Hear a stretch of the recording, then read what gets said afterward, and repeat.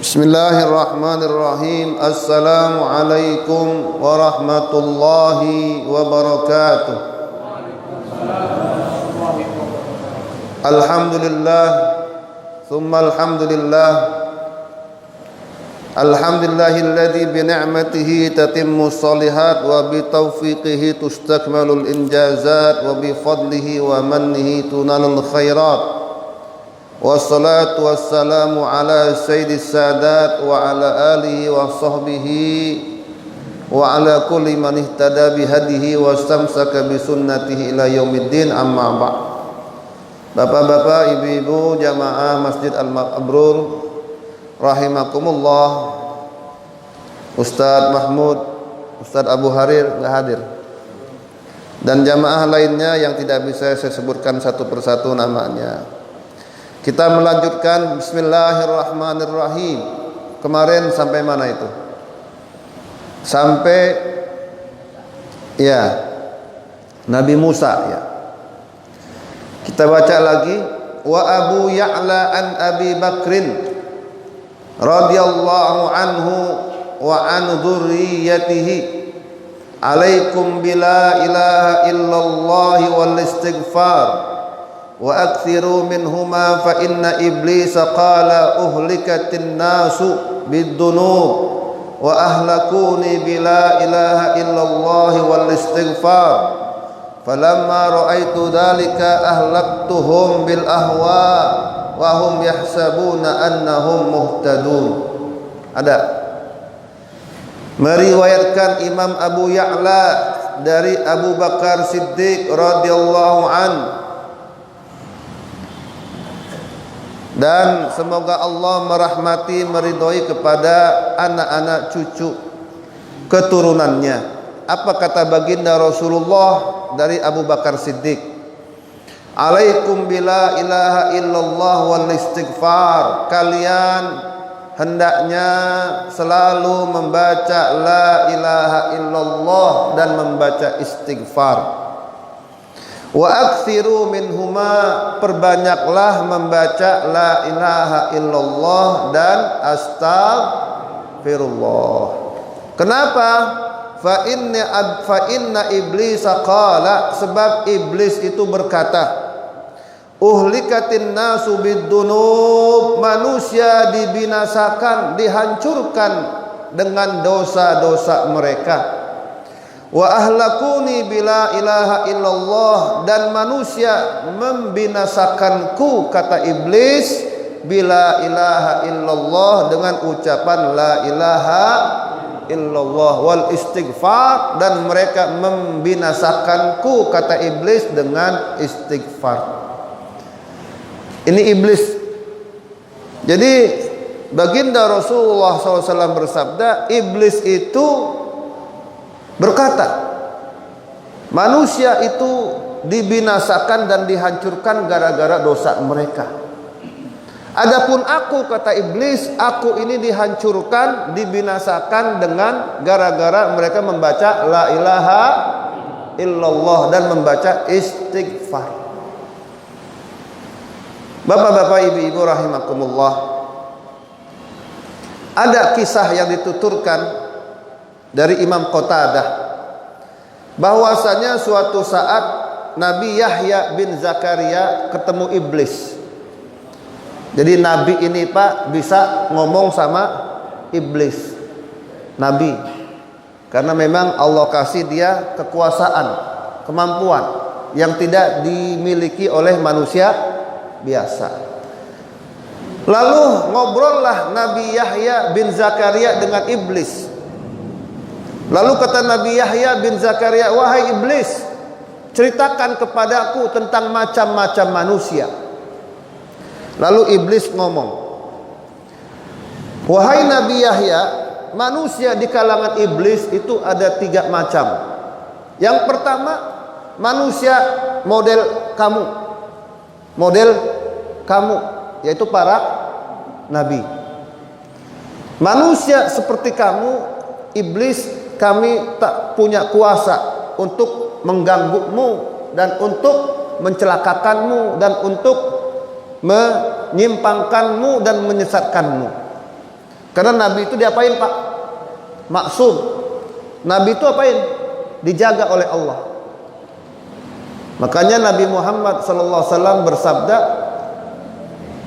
"Wa ma kana linabiyyin ayyaghulla." Al-Qur'an juga mengatakan, "Wa ma kana linabiyyin ayyaghulla wa may yaghlul ya'ti bima ghalla yaumal qiyamah." Wa ma kana linabiyyin ayyakuna lahu kha'inatul a'yun. Nabi Muhammad juga bersabda, "Wa ma kana linabiyyin ayyakuna lahu kha'inatul a'yun." Tidak boleh bagi seorang nabi punya pandangan, lirikan mata dan lirikan hati yang khianat. Nabi itu tidak pernah khianat. Nabi itu dikhianati sering, tapi Nabi nggak berani berkhianat. Nabi Muhammad nggak pernah khianat, tapi dia sering dikhianati. Tapi Nabi Muhammad nggak pernah. Kenapa? Nggak boleh bagi seorang nabi berlaku khianat. Tuh Pak. Nah, oleh karena itu, wa ma kana linabiyyin ayyaghulla wa may yaghlul ya'ti bima ghalla yaumal qiyamah. Dan tidak boleh bagi seorang nabi untuk berlaku khianat. Khianat di sini termasuk makan harta dengan cara haram. Wa may yaghlul ya'ti bima ghalla yaumal qiyamah. Siapa orang di dunia sering khianat, yaitu makan harta haram, nanti di hari kiamat akan datang kepada Allah dan dia memikul khianatnya. Atas dasar inilah para ulama membikin kaidah bahwa tak mungkin para nabi itu melakukan kejahatan. Kenapa? Melakukan kemaksiatan sebab mereka diapain Pak? Dijaga, dibentengi oleh Allah. Makanya iblis berkata, manusia di kalangan kami para iblis ada 3 macam. Yang pertama, model kamu wahai Nabi Yahya, kami tak bisa membuat kamu sesat dan menyimpang. Lalu kata iblis, yang kedua kata iblis, ada model manusia yang telah kami kuasai sebagaimana anak kecil telah menguasai bola. Pak, anak kecil kalau menguasai bola itu gimana Pak? Itu bola diapain itu? Dilempar-lempar. Mau ditendang, mau dilempar, diambil lagi, tendang lagi, lempar lagi. Nah, kata iblis, manusia semacam ini adalah orang-orang kafir. Orang-orang kafir. Orang kafir bagi kami, bagi para iblis, telah kami kuasai hatinya, telah kami kuasai akal fikirannya, dan semua telah kami kuasai sebagaimana anak kecil menguasai bola. Itu Pak. Oke. Lalu apa yang ketiga kata Nabi Yahya? Nabi Yahya, ada manusia model ketiga, dan ini yang sulit-sulit. Ini gampang-gampang susah kata iblis. Apa itu? Yaitu orang-orang beriman yang saat kami goda, dia lagi membaca istighfar. Yang saat kami goda, dia membaca la ilaha illallah. Inilah orang yang membuat kami bilang, kami sangka ini gampang dicelakai, gampang dibikin sesat, dan gampang dibikin menyimpang. Di saat kami pengen goda dia, dia baca istighfar. Akhirnya gagallah kata iblis. Kami deketin lagi, dia istighfar lagi. Gagallah. Kami deketin lagi, dia ngucapin la ilaha. Gagallah kami. Ini Pak. Jadi manusia ada 3 model. Nah ini dia termasuk. Apa kata iblis? Fa inna iblisa qala, kata Nabi Muhammad, perbanyaklah kalian membaca la ilaha illallah dan membaca istighfar. Makanya Nabi Muhammad itu enggak kurang dalam sehari membaca 70 kali istighfar. Lah kita berapa kali? Ya kita mudah-mudahan astagfirullahaladzim. Nabi sholat gitu ya? Katakan 5 kali. Nah kalau kita 5 sholat baru 25 itu. Astagfirullahaladzim li wali walidayya wali ashabil astagfirullah. Nah sisanya bagaimana? Sisanya di rumah, sambil di jalanan, di motor, astagfirullahaladzim, astagfirullahaladzim, astagfirullahaladzim. Kenapa Nabi Muhammad saja yang dosanya sudah diampunkan oleh Allah sehari kagak kurang istighfar dari 70? Kenapa? Dengan istighfar segala jebakan-jebakan Batman, jebakan setan itu gagal. Inna kaidas syaitani kana dha'ifa.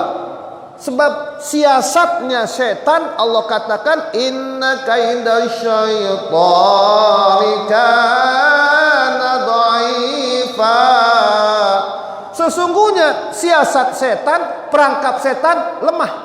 Dengan syarat kita sering membaca la ilaha illallah dan membaca istighfar.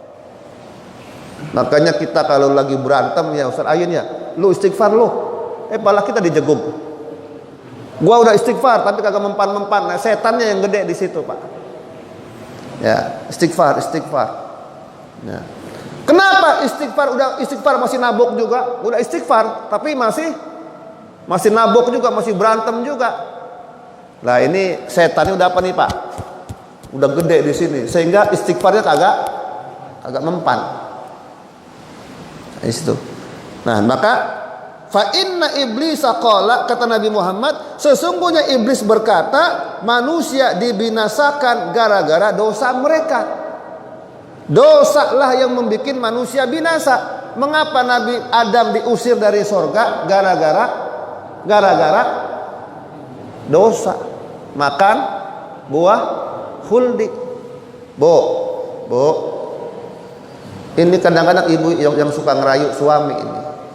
Nabi Adam itu bisa makan buah khuldi gara-gara dirayu sama Nyak Hawa, sama Siti Hawa. Bang, itu kayaknya enak tuh bang. Kagak boleh. Wala taqraba hadhihi syajarata fatakuna minallah.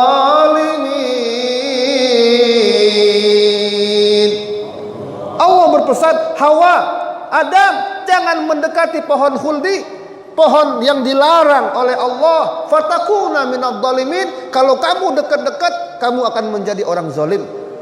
Fa'azallahuma syaitanu anha. Lalu mulailah setan menyimpangkan, menyesatkan Nabi Adam dan Siti Hawa. Kenapa, Pak? Ini gara-gara Nabi Adam dirayu sama Siti Hawa. Bang, itu kayak enak tuh bang. Ya Bu ya, udah kata suaminya kagak boleh, istrinya masih ngerayu aja. Akhirnya suaminya ikut dah. Ayo dah, yuk kita lihat yuk pohon buah khuldi. Ngelihat, lama-lama akhirnya makan. Makanya Al-Qur'annya fanasya walam najid lahu azma. Maka lupalah Nabi Adam dengan apa Pak? Dengan nasihat dan dengan peringatan Allah supaya jangan mendekat pohon khuldi. Fanasya, maka Nabi Adam lupa. Walam najid lahu azma. Dan kami tidak menemukan Nabi Adam punya tekad yang kuat buat menjauhi pohon khuldi gara-gara dirayu sama bininya. Makanya hati-hati, Pak. Ini bini kita bisa jadi suaminya udah lempeng, bininya yang suka ngapain? Ya, masa begitu kagak boleh bang. Ya, gitu ya. Ya makanya wa uhlikatin nasu bidunub, kata iblis, manusia dibinasakan gara-gara dosa. Binasa di sini apa? Binasa di sini maknanya bisa mati. Yang kedua bisa rezeki kita jadi habis. Yang tadinya kaya gara-gara kita maksiat, dosa, akhirnya apa Pak? Habis. Itu koruptor kenapa bisa habis? Kenapa bisa binasa? Gara-gara dosa. Apa? Korupsi. Tuh. Wa ahlakuni bila ilaha illallah, dan mereka kata iblis membinasakanku dengan la ilaha. Jadi gampang. Kalau kita pengen siasat setan itu lemah, setan kagak mempan ganggu kita, sering-sering baca la ilaha illallah. Setelah itu kita istighfar. Tapi nanti ada pembahasannya lagi Pak, di bab paling akhir, bahwa sekalipun orang itu sering tahlil la ilaha illallah ribuan kali, tapi kalau mereka tidak menjalankan keharusan ucapan la ilaha illallah, nggak ada gunanya itu tahlil. Kenapa? Nanti ada pembahasan bahwa konsekuensi orang yang mengucapkan la ilaha illallah itu harus melakukan amar ma'ruf dan nahi munkar. Nggak ada gunanya la ilaha illallah lalu kita berteman sama perampok, nggak ada gunanya. Nggak ada gunanya kita membaca istighfar lalu kita berteman sama orang yang suka minum narkoba. Lama-lama kita kena. Kenapa? Sebab konsekuensi dari mengucapkan la ilaha illallah dan istighfar, kita harus jauhi teman-teman yang buruk, lingkungan yang buruk. Nggak ada gunanya kalau kita la ilaha illallah tapi kita tetap demen sama pekerjaan tersebut. Nah, harus diapain Pak? Harus dijauhin. Ya gitu ya. Apalagi falamma ra'aitu dzalika ahlaktuhum bil ahwa wa hum yahsabuna annahum muhtadun. Nah, kata iblis, dibinasakan manusia dengan dosa dan aku binasakan mereka, membinasakanku, manusia membinasakanku dengan la ilaha illallah Muhammadur Rasulullah. Falamma ra'aitu dzalika, dan di saat aku tahu hal demikian, ahlaktuhum bil ahwa, aku binasakanlah manusia dengan hawa nafsu. Makanya hawa nafsu itu harus diapain Pak? Ditahan. Bagaimana menahannya? Puasa. Itu dalam rangka untuk menahan hawa nafsu, supaya kita sekali-kali kita jangan makan melulu. Puasalah kita. Mengapa kita diharuskan puasa? Untuk mengekang hawa nafsu. Salat juga demikian. Kenapa? Supaya kita mengekang hawa. Innal sholata tanha anil fahsya wal munkar. Salat itu mencegah perbuatan yang jahat dan perbuatan yang buruk. Makanya nggak mungkin orang yang rajin sholat nemu duit, mau nemu duit 100 ribu, mau duit 50 ribu, nggak berani dia ngambil duit, pasti kembalikan. Ini punya siapa ini? Kan kadang-kadang kita gitu Ustaz Ayin ya, nemu duit 10 ribu, punya siapa ini? Nggak ada yang ngaku. Tapi kalau yang jatuh 100 ribu, jangan-jangan duit gua ini ya. Semua pada megang kantong, pada ngeraba. Ya. Jadi orang beriman itu mau 10 ribu, mau 100 ribu, kalau bukan hak dia nggak boleh ngambil. Orang kayak beginilah yang membuat setan itu, iblis pada binasa, karena nggak bisa diganggu oleh iblis, nggak mempan dia. Mau 10 ribu, mau 100 ribu, mau 1 juta, nggak mempan dia. Karena imannya udah kuat, sering mengucapkan la ilaha, sering sholat, sering puasa, nggak pernah ketinggalan. Inilah yang membuat segala perangkap iblis dan setan kagak mempan. Nah, di saat aku mengetahui hal demikian, aku binasakanlah mereka dengan hawa nafsu, dan mereka menyangka bahwa mereka adalah orang-orang yang mendapatkan hidayah. Makanya Pak, jadi kita dilarang bicara agama tanpa ilmu. Nah, itu hawa nafsu Pak. Jadi hawa nafsu itu macam-macam. Mulut itu hawa nafsu. Pokoknya bawaannya pengen ngomong aja. Padahal nggak tahu ilmunya. Wala taqfu ma laysa laka bi'ilmun inna sam'a wal basara wal fuada kullu ulaika kana anhu mas'ula. Wala taqfu ma laysa laka bihi ilmun. Jangan kamu lakukan sesuatu yang tidak ada ilmunya. Inna sam'a, sesungguhnya pendengaran, wal basara, penglihatan, wal fuada, hati, kullu ulaika kana anhu mas'ula. Semua itu nanti pada hari kiamat akan ditanya oleh Allah. Kenapa kamu begini? Bukankah kamu punya mata? Bukankah kamu punya telinga? Bukankah kamu punya pendengaran, punya hati? Kenapa mengerjakan sesuatu yang tidak ada ilmunya? Itu Pak. Pak ya. Jadi semuanya harus berdasarkan ilmu. Tanya, makanya fasalu ahla dzikri in kuntum la ta'lamun. Jadi kalau kita bicara agama, kan lagi ramai Pak ya. Lagi ramai ini Pak. Saya doa nggak pakai bahasa Arab, pakai bahasa Indonesia. Sebab Tuhan bukan orang Arab. Ya. Kan ramai itu oleh Majelis Ulama Indonesia. Nah kok ngomong Tuhan bukan orang Arab? Itu Tuhan bukan orang Arab itu sudah salah. Masa Tuhan itu orang? Ya. Masa Tuhan itu orang? Lah ini hati-hati ngomong. Jadi orang kalau tidak punya ilmu, kalau bukan tupoksinya, bukan ilmunya, jangan bicara yang menjadi bukan tugasnya, pasti melenceng dia. Itu. Saya doa pakai bahasa Indonesia, nggak pakai bahasa Arab, sebab Tuhan Allah bukan orang Arab. Kok Allah dibilang orang Arab? Tuhan orang Arab itu udah salah. Nah, ini Pak.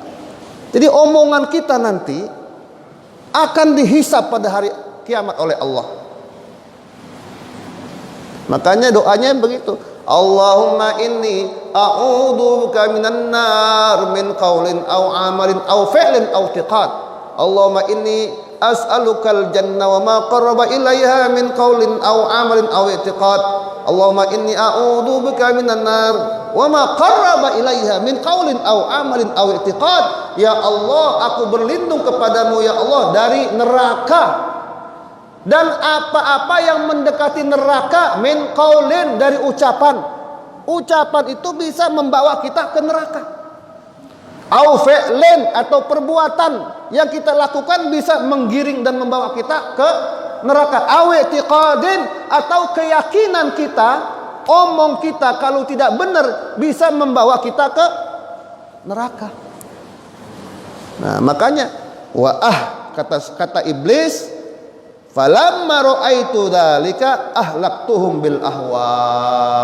Kata iblis, maka di saat aku lihat itu semua, aku paham itu semua, aku tahu itu semua, maka manusia aku binasakan dengan hawa nafsu. Sementara dia menyangka dia adalah orang benar, orang mendapatkan hidayah. Dia nyangka dengan ngomong kayak itu benar itu. Dia nyangka dengan ngomong bahwa saya doa kagak pakai bahasa Arab, tapi bahasa Indonesia, sebab Tuhan itu bukan orang Arab. Dia sangka itu benar itu. Wahum yahsabun annahum muhtadun. Dan mereka menyangka, kata iblis, bahwa mereka adalah orang-orang benar. Padahal gara-gara dia ngikuti hawa nafsu, dibinasakanlah oleh iblis. Makanya tadi ya, jangan memperturuti hawa. Apa itu? Berbicara agama harus tahu ilmunya. Ngomong agama harus tahu ilmunya. Kenapa? Sebab iblis itu Pak, setan pengennya kita ngomong apa aja tuh. Ngerjain apa aja, ngomong apa aja. Asal jadi-jadinya ngomong, asal jadi-jadinya ngerjain. Emang itu yang diinginkan oleh iblis. Itu yang diinginkan. Kenapa? Sebab dengan begitu manusia akan binasa. Kalau sudah binasa, bisa jadi satu kampung pada tengkar, pada berantem, pada bunuh-bunuhan. Gitu. Bapak-bapak, ibu-ibu rahimakumullah. Wa ibnu Abid Dunya wal Baihaqi an Abi Hurairah radhiyallahu anhu hadara malakul maut rajulan yamutu fashaqqa a'da'ahu فلم يجد عملا خيرا ثم شق قلبه فلم يجد فيه خيرا ففك لحييه فوجد طرف لسانه لاصقا بحنكه يقول لا إله إلا الله فغفر له بكلمة الإخلاص Ibnu Abi Dunya dan Imam Baihaqi meriwayatkan dari Abu Hurairah radhiyallahu an, hadara malakul mauti rajulan, telah mendatangi seorang malaikat maut kepada seorang laki-laki. Yamutu, yang mati, fasyaqqa a'dha'ahu, lalu dibelahlah a'dha'ahu, anggota tubuhnya. Falam yajid amalan khaira, lalu malaikat maut ketika membelek anggota tubuhnya, dadanya dibelek itu oleh malaikat, laki-laki ini tidak ditemukan dalam dirinya ada amal kebaikan. Summa syaqqa qalbahu, lalu malaikat maut membelek dadanya, hatinya. Falam yajid fihi khaira, di dalam apa tadi Pak? Dalam hatinya juga kagak ada amal kebaikan. Fafakka lihyaihi, lalu diapa ini Pak? Dibukalah apanya ini? Janggutnya. Fawajada tarfa lisanihi, ditemukanlah di ujung lidahnya, lasiqan bihanqihi, ujung lidahnya lasiqan bihanqihi, nempel hanqihi, ini hanqihi. Ini apa ini? Langit-langit. Oleh malaikat ketika dibuka janggutnya ditemukan ini orang laki-laki yang lagi udah mati, lidahnya nyangkut di mana? Di langit-langit. Dia lagi ngucapin la ilaha illallah. Faghufira lahu bikalimatil ikhlas, itu laki-laki mayat diampunkan dosanya oleh Allah gara-gara ngucapin la ilaha illallah. Coba. Terus kalau begitu Pak Ustadz, kalau gitu kita udah ya nggak usah ngapa-ngapain, udah nggak usah sholat ya, nggak usah puasa, kita cukup la ilaha illallah. Siapa tahu nanti kita mati. Jangan konyol ente ya. Kalau iman tuh jangan yang mepet. Masa iman yang mepet banget? Amal soleh tuh jangan yang mepet. Amal soleh tuh yang luas. Nah, kalau selamat, kalau ente kagak selamat ya. Iya. Nah, wa Abu Daud wa Ahmad an Mu'ad, man kana akhira kalamihi la ilaha illallah dakhalal jannah. Meriwayatkan Imam Abu Daud dan Ahmad dari Mu'ad, siapa orang yang akhir ucapannya la ilaha illallah, maka dia akan masuk surga. Ini Bu ya, makanya kita kalau bapak kita meninggal, ibu kita meninggal, ucapinnya la ilaha illallah. Di mananya? Di depan. Sebab orang yang sedang sakaratul maut itu semuanya badannya, lidahnya itu apa Pak? Udah keluh, apa keluh itu? Udah kaku. Semua anggota tubuhnya udah mulai nggak berfungsi. Ya. Insya Allah kalau orang ahli ibadah, insya Allah pas meninggal diajarin ngomong la ilaha illallah, cepat nyaut. Kalau dia ahli ibadah gampang, dibikin gampang oleh Allah. Nah, demikian ini yang kemarin sudah kita ceritakan. Wahukiya wahaka imamuna, ini sudah kemarin ya, Muhammad Idris Asy-Syafi'i. Yang di bawahnya wahaka Syekh Abdullah Al-Yafi'i, ada halaman bawahnya, ada ya, itu dia. Kalau yang kemarin sudah kita ceritakan pada pertemuan yang kemarin. Ini hikayat, cerita. Ini enaknya buku ini Pak, ini di setiap habis dia nyebutin hadis ada kisahnya. Udah gitu kisahnya aneh-aneh, jarang didengar oleh orang.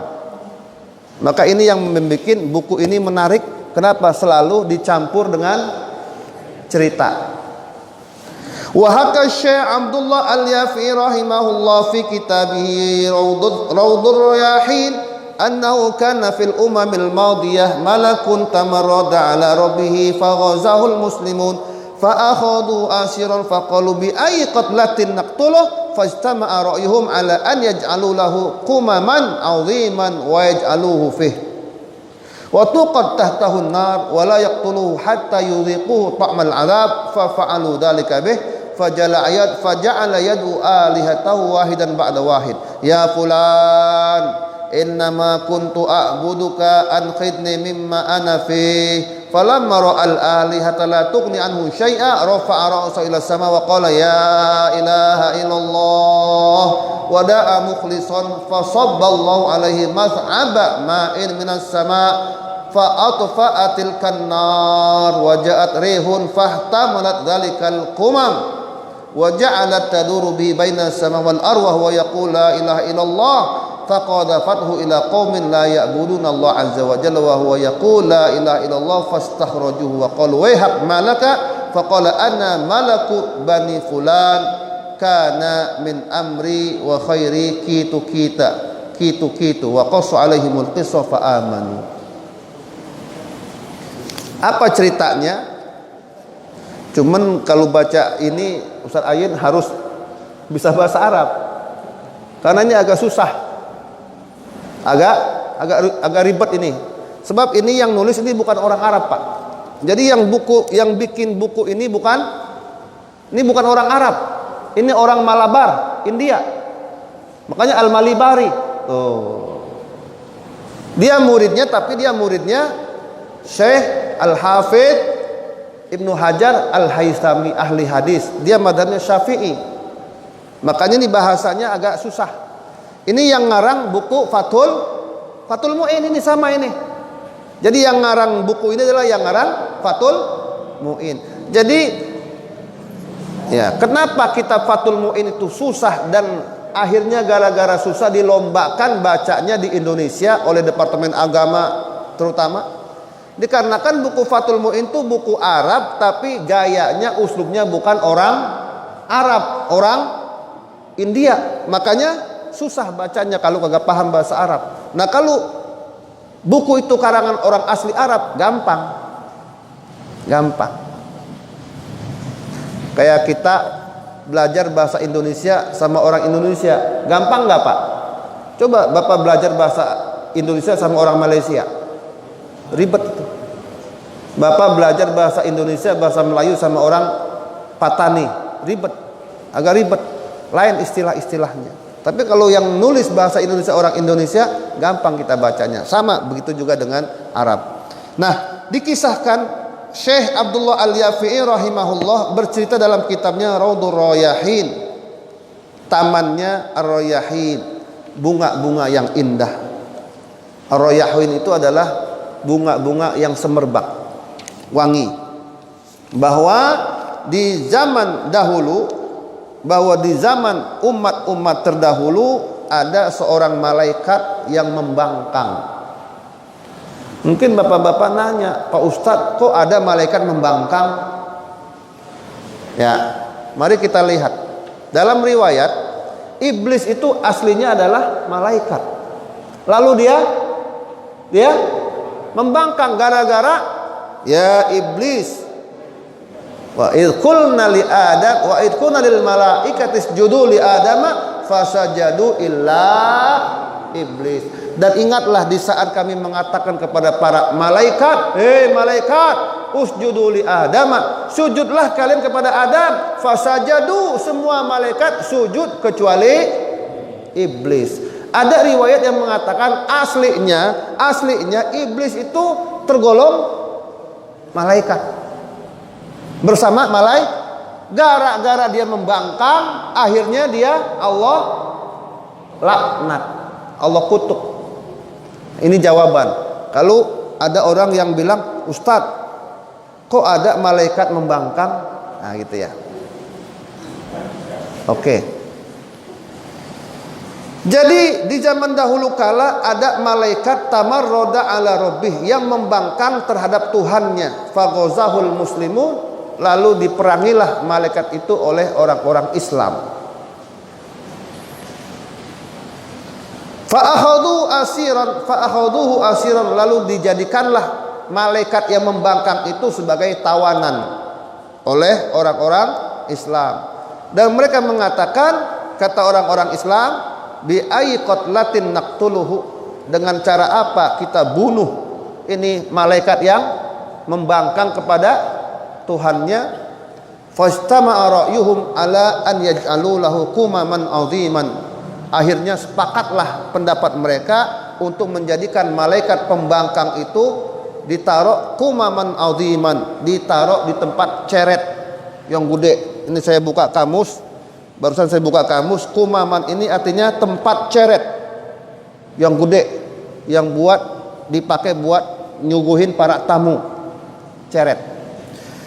Lalu dibikinlah oleh mereka ceret yang gede, lalu ditaruh itu malaikat di dalam ceret. Wa tuqad tahtahun nar, lalu ceret itu ditaruh malaikat yang membangkang itu, lalu dipanasilah di bawahnya api. Pertanyaan lagi, Pak Ustadz, kok malaikat bisa ditaruh di ceret? Ya, bagaimana nangkepnya orang malaikat itu? Gaib. Kan malaikat terbuat dari cahaya. Mari kita jawab lagi. Ada malaikat memang yang Allah rubah dalam wujud manusia.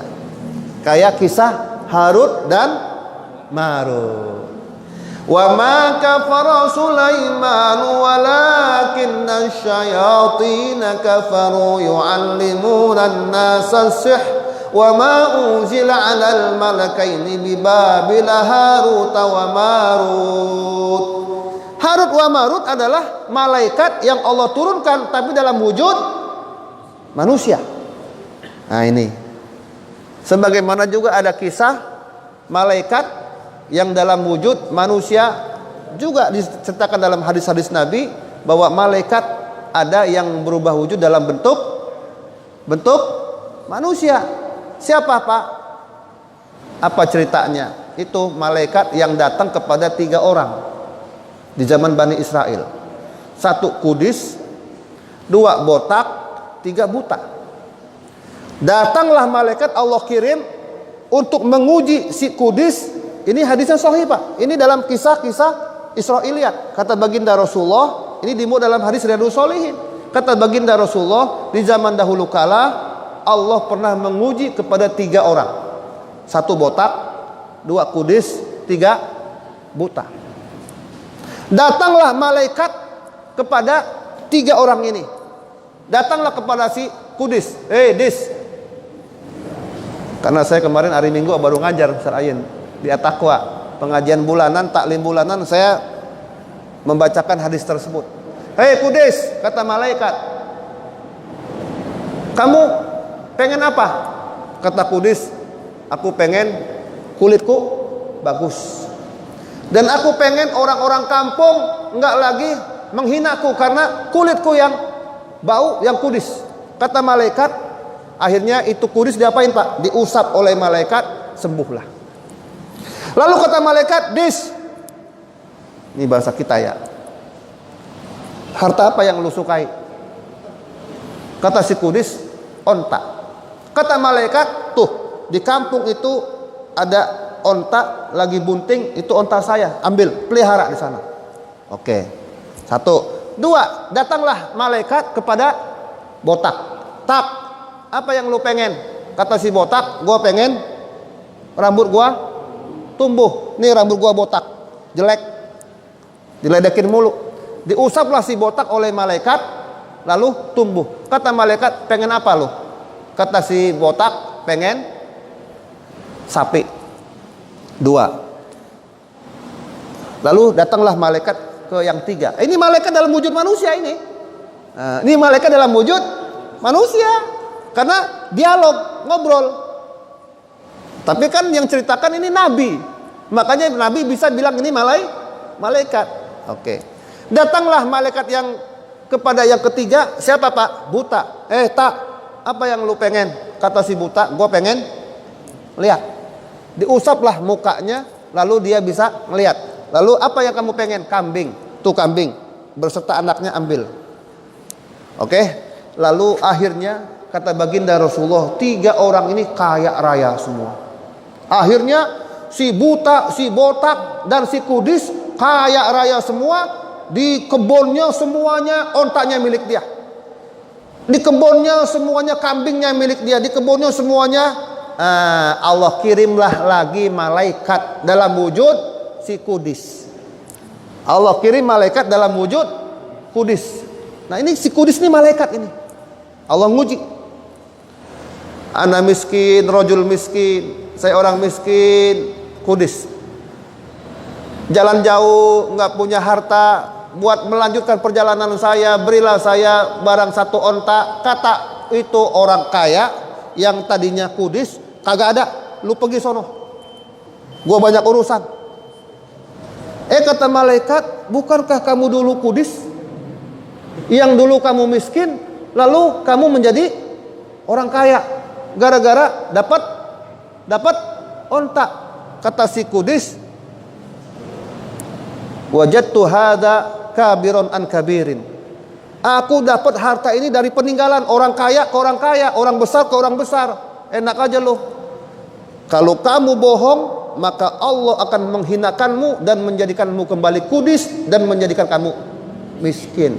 Akhirnya 2 orang itu, si botak dan si Kudis, jatuh Kudis dan jatuh botak lagi dan jatuh Datanglah malaikat ke yang ketiga. Siapa? Buta. Ana miskin, saya orang. Ini malaikat datang nih dalam wujud orang buta. Nah, ini padahal ini malaikat. Nah itu ya. Jadi mungkin saja ada malaikat dalam wujud manusia. Maka datanglah malaikat kepada si buta. Saya orang miskin dalam perjalanan, berilah saya barang sedikit harta buat nyambung perjalanan saya. Ini kata si buta, dahulu saya juga kayak kamu, buta. Lalu Allah membuat saya kaya. Ambil apa yang kamu suka, pilih apa yang kamu suka dan apa yang gak kamu suka. Tuh, kuda saya, apa? Kambing saya ambil.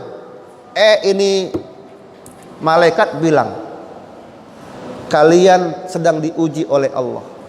2 teman kalian, si botak dan si Kudis, yang dulunya kaya, lalu dia sehat, lalu dia palanya bagus, bisa numbuh, sekarang jatuh miskin, botak lagi, Kudis lagi. Adapun kamu, maka kamu telah lulus diuji oleh Allah.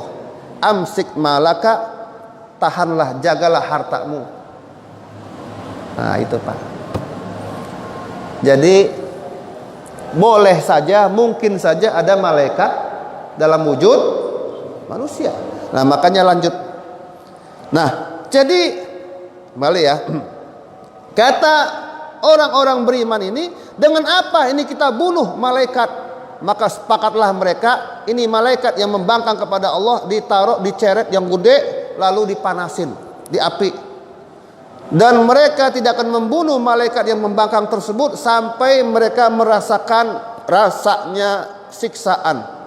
Dilakukanlah hal tersebut. Malaikat yang ditaruh dalam apa? Ceret yang gede. Kalau bicara ceret gede juga kagak aneh. Kenapa? Siti Masito digoreng di kuali yang gede. Nah, ini kisahnya diceritakan oleh Nabi Muhammad. Nabi Muhammad ketika naik Isra Mi'raj mendengar, mencium bau yang wangi. Nanti baca dalam tafsir Ibnu Katsir. Dikisahkan bahwa Nabi Muhammad ketika naik ke langit bersama Jibril mencium bau wangi. Melewati kuburan lalu mencium bau wangi. Lalu kata Nabi Muhammad, Bril, apa ini Bril? Muhammad, ini baunya Siti Masitoh, wanginya Siti Masitoh dan anaknya. Nah Siti Masitoh ceritanya diapain Pak? Digoreng di kuali gede di zaman Fir'aun. Nah sama ini. Jadi malaikat ini ditaruh dalam ceret yang gede lalu dibakar. Lalu faja'ala yad'u alihatahu wahidan ba'da wahidin. Mulailah itu malaikat yang mau dibakar, dia panggil Tuhannya satu-satu. Fulan, innama kuntu a'budaka anqidni mimma ana fi. Fulan, dulu aku menyembah kamu di dunia, selamatkan aku sekarang. Nih, aku sedang diapain? Disiksa, mau diapain? Mau direbus. Falamma ra'al ahilihata la tughni anhu syai'a, dipanggil semua Tuhan-Tuhannya. Tuhan-Tuhan di sini adalah orang-orang yang dahulu dituhankan.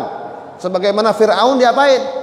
Dijadikan Tuhan. Dipanggil itu manusia satu-satu oleh setan yang udah, oleh malaikat yang membangkang ini. Di saat semua Tuhan-Tuhannya dipanggil nggak ada yang nyaut, satu-satu dipanggil sama malaikat yang membangkang ini nggak ada yang nyaut, maka malaikat ini mengangkat kepalanya. Falamma rafa'a ra'sahu ila sama, maka malaikat ini mengangkat kepalanya ke langit, waqala, dan mengucapkan la ilaha illallah. Ini malaikat yang sedang mau diapain ini? Mau direbus, membaca la ilaha, wada'a mukhlisan, dan dia berdoa dengan ikhlas. Fasabballahu alaihi mas'aba ma'in minas sama, maka Allah tumpahkan dari langit, yaitu dengan apa? Dengan mas'aba ma'in, dengan siraman air dari langit. Fa'atil kanar, lalu air yang turun dari langit Allah turunkan itu mematikan api yang sedang diapain? Yang buat ngerebus. Oh, Allah kirim air buat matiin itu api yang lagi ngerebus. Wajaat rihun, datanglah angin, fahtamalat dalikal kumam. Akhirnya itu ceret yang gede ke bawah angin, kelempar. Waja'alat taduru bihi bainas sama wal ar, itu ceret yang di dalamnya isinya ada malaikat yang mau diapain? Yang mau direbus, terbang muter-muter antara langit dan bumi di udara. Wa huwa yaqul, itu malaikat yang masih ada di dalam ceret, yang ceretnya udah ke bawah angin, membaca la ilaha illallah. Faqadhafathu ila qaumin la ya'budunallaha azza wa jalla. Akhirnya ceret itu Allah lemparkan kepada kaum yang tidak beribadah kepada Allah Ta'ala. Wa huwa yaqul, dan dia berkata la ilaha illallah, la ilaha illallah fastakhruju. Akhirnya itu orang yang mendapatkan malaikat yang ada di dalam ceret dikeluarkan malaikat tersebut oleh orang tersebut. Wa qalu waihak malaka, kata orang-orang tersebut yang mendapatkan apa tadi tuh? Ketiban ceret, yang kampungnya tiba-tiba ada ceret, ditemukan ada malaikat di situ. Dibukalah, siapa kamu? Waihak malaka, kenapa kamu ini? Faqala ana maliku bani fulan. Afwan, maaf. Inilah susahnya. Ini enggak ada harokatnya ya. Ini saya salah baca. Ini bukannya malakun tapi malikun, raja. Raja. Ini bukan malaikat ya. Jadi di zaman dahulu ada raja yang membangkang kepada Allah. Diperangi oleh orang-orang Islam. Maaf ya, saya salah baca. Saya kira ini malakun. Inilah susahnya. Bahasa Arab nggak ada harokatnya. Ini kemungkinan besar ini artinya bukan malakun, bukan malaikat, tapi malikun. Malik itu apa? Maliki yaumiddin, raja. Jadi di zaman dulu ada raja yang membangkang kepada Allah. Paham ya? Jadi penjelasan tadi saya cabut. Ini bukan malaikat, tapi raja. Di zaman dulu ada raja yang membangkang kepada Allah lalu diperangi oleh orang Islam. Akhirnya raja tersebut ditaruh dalam ceret. Akhirnya dikeluarkanlah. Faqala ana maliku bani fulan. Siapa kamu? Maka dia menjawab, ana maliku bani fulan. Saya rajanya Bani fulan. Kampung anu, kaum anu, masyarakat anu. Nah ini akhirnya saya baru paham ini adalah bukan malaikat tapi malikun. Nah ini Pak, inilah susahnya. Ada bisa dibaca malakun, bisa dibaca malikun. Karena nggak ada harokatnya. Nah yang bisa membedakan itu apa? Pemahaman kita. Ini kelihatannya artinya bukan raja, bukan malak. Nah kalau malak artinya raja, malaikat. Tapi kalau malik artinya raja. Anak maliku bani fulan, saya raja anak keturunan si anu. Kana min amri wa khabari kitu. Urusan saya, barusan saya begini. Kisah saya begini. Diceritakanlah, akhirnya itu orang sekampung beriman semua. Masuk Islam. Gimana Ustaz Ayin? Cukup? Lanjut apa cukup? Hah? Cukup? Ya, jadi tadi raja yang membangkang kepada Allah diperangilah oleh rakyatnya. Gara-gara ngucapin la ilaha illallah, dia panggil teman-temannya, panggil pembela-pembelanya, Tuhannya, nggak ada yang nyaut. Dia angkat kepalanya ke langit, Allah maafkan, Allah kabulkan doanya. Akhirnya Allah kirim air hujan yang membuat api itu mati. Allah kirim angin, terbawalah ceretnya ke kampung lain. Akhirnya dikeluarkanlah raja tersebut dari dalam tempat ceret tersebut. Akhirnya orang sekampung itu beriman. Demikian, semoga bermanfaat. Hadanallahu wa iyyakum ajmain wal afwa minkum. Wassalamu alaikum warahmatullahi wabarakatuh.